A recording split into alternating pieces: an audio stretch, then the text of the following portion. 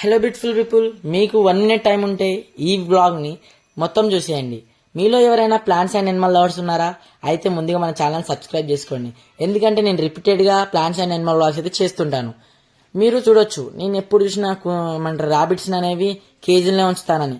మీకు వీడియోలో మాత్రమే నేను ర్యాబిట్స్ అనేవి కేజీలో ఉంచడం చూపిస్తాను. ఎందుకంటే ర్యాబిట్స్ని మనం బయటకు వదిలిపెట్టి వీడియో తీయాలని చాలా కష్టం. ఇవి ఇప్పుడు చూడండి, బయటకు వదిలిపెట్టి ఇప్పుడు ఎలా తీస్తున్నానంటే దానికి ఫుడ్ వేసాను. ఏం వేసానంటే కొత్తిమీర వేసాను. కొత్తిమీర కూడా చాలా మంచిగా తింటాయి అవి. సో కొత్తిమీర వేయడం వల్ల అవన్నీ వచ్చి అక్కడ తింటున్నాయి. లేదా తిన్నాక అయిపోయినాక అవన్నీ అక్కడి నుంచి మళ్ళీ పారిపోయి ఎక్కడ సందులు ఇరుకుదామా, ఎక్కడ ఉందామా అనేది వస్తాయి. ఎందుకంటే దానికి అడాప్ట్ అయిపోయినాయి. అవి ఎక్కడ ఎనిమిస్ వస్తాయా, దాంట్లో ఏం చేస్తాయా అనుకుంటాయి. సో అవి సందులలో బొందులలో దాచిపెట్టుకుంటాయి.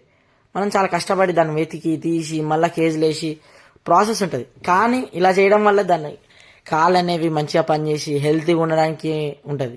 సో నేను రోజు దానికి ఇప్పుడు ఈ కుందేళ్ళు ఉన్నాయా, రోజు ఎండకైతే ఉంచుతాను. ఎందుకంటే ఎండకు ఉంచడం వల్ల చలికాలం కదా, అవి కోల్డ్ బ్లడెడ్ ఎనిమల్స్. సో దానికి టెంపరేచర్ తక్కువ ప్రాబ్లం లేదు. బట్ కొంచెం ఎండ గిట్ట సన్లైట్ గిట్ట దానికి కావాలి కదా, విటమిన్ సి.